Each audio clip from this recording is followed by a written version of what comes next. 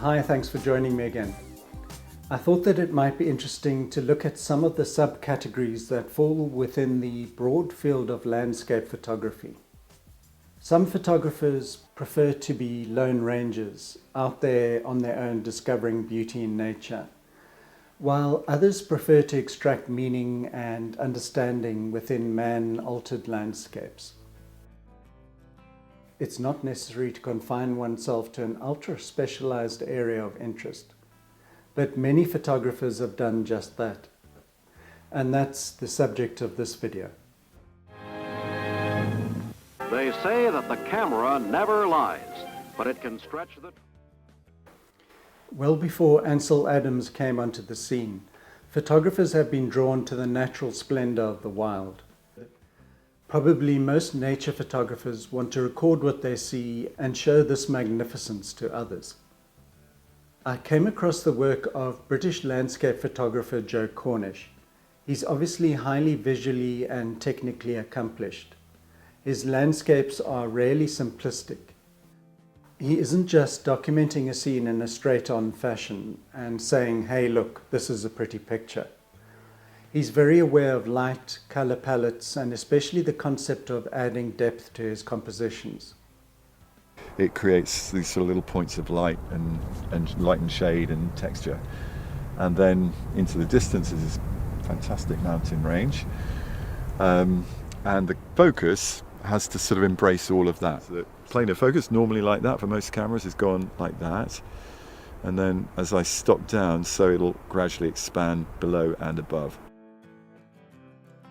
By leading the viewer's eye into the landscape, he's providing foreground detail, middle space, and background detail.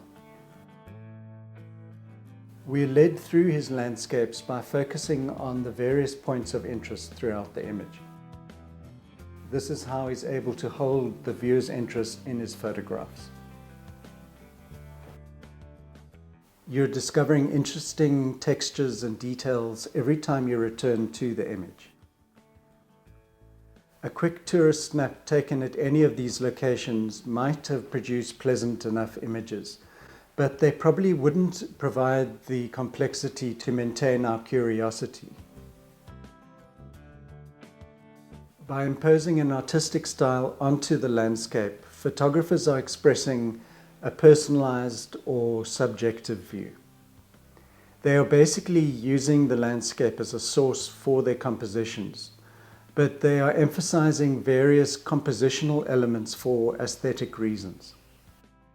Minimalism and abstraction are two examples of this. Landscape minimalists include photographers like Michael Kenner. I've discussed his work in an earlier video, and I'll leave a link in the description below. I discovered the minimalist photography of another Brit called Thomas Heaton. Check out his YouTube channel. What I'm trying to do is create a lovely, soft, ethereal image.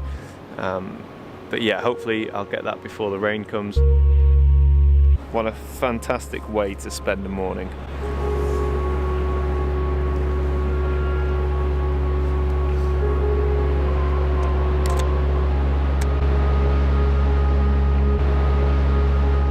Straight out of college, he went into the corporate video environment, working as a video technician.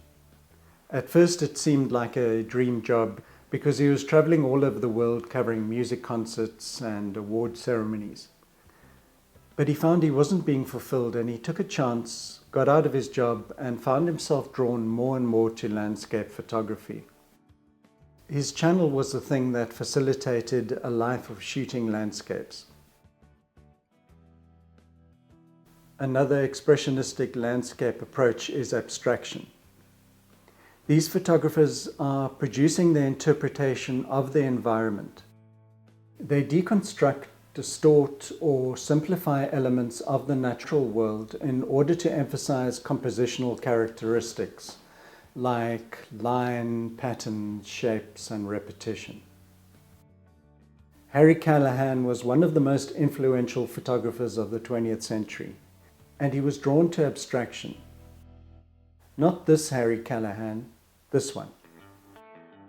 He had a knack for transforming ordinary subjects into extraordinary compositions through careful framing and a deep understanding of light and form. He applied his aesthetic to quite a wide range of subjects, from nature to cityscapes, and his work often featured high contrast, strong geometric patterns, and throughout he was able to achieve a harmonious balance between his positive and negative spaces. Here's an example of someone who's also interested in abstracting landscapes, but he's operating at a whole different level. He's Berlin-based photographer Ola Kolomainen. So even within the sub-theme of abstraction, there's a whole spectrum of opportunities for landscape photographers to explore. For some, urban environments are their happy place. These photographers are interested in commenting on contemporary life in a psychological, ecological, or architectural sense. Given that 50% of people worldwide live in cities, this becomes a sweeping subject all of its own. Eugene Aget is probably the most famous photographer who focused on cityscapes. He began photographing Old Paris in 1889 and over the next few decades produced more than 10,000 images on his large view camera that held 7 by 9 inch glass negatives. So that's a really different story from producing 10,000 digital images. He was particularly aware of how the city was changing at that time and wanted to capture its uniqueness before it got swallowed up by developers. This is a clip of ex-MoMA director of photography John Zakowski talking about the significance of Aget and his work. Aget learned to photograph with such intuitive and autographic flexibility that his work seems to represent a qualitative change in the history of photography. He practiced photography not to express what he knew and felt, but to discover what he might know and feel. As soon as one moves away from the purely nature-based landscape, a whole new level of engagement is activated. The subject matter becomes overlaid by social commentary and inevitably politics.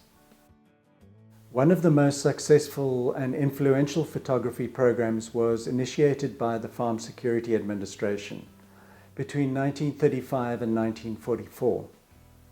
Photographers were commissioned to draw attention to the effects of the Great Depression. The primary focus was in California, the migratory workers and refugees from the drought-stricken Dust Bowl of the Southwest. Photographers like Walker Evans, Dorothy Lang, and Gordon Parks became household names during this time. The program, however, wasn't universally praised. Some thought the aims of the FSA program were socialistic, removing the small-scale farmer in order to usher in collective forms of agricultural production.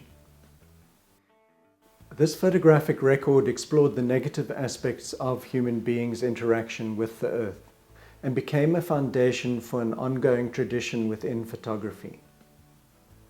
The new topographic photographers picked up this theme in the 70s when they documented suburban sprawl.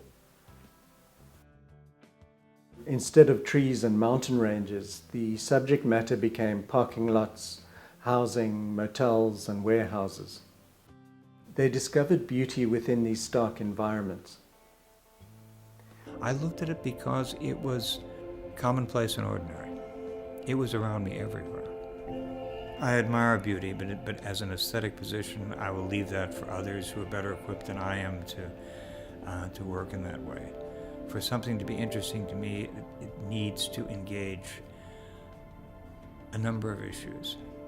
For me, a work of art is something that's interesting to think about, more than something that's interesting to look at.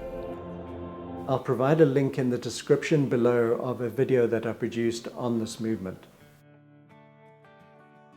This video has only scratched the surface of possibilities for landscape photographers. But I hope that it sparked something of interest within you, and thanks for staying with me. Take care, and I'll see you next time.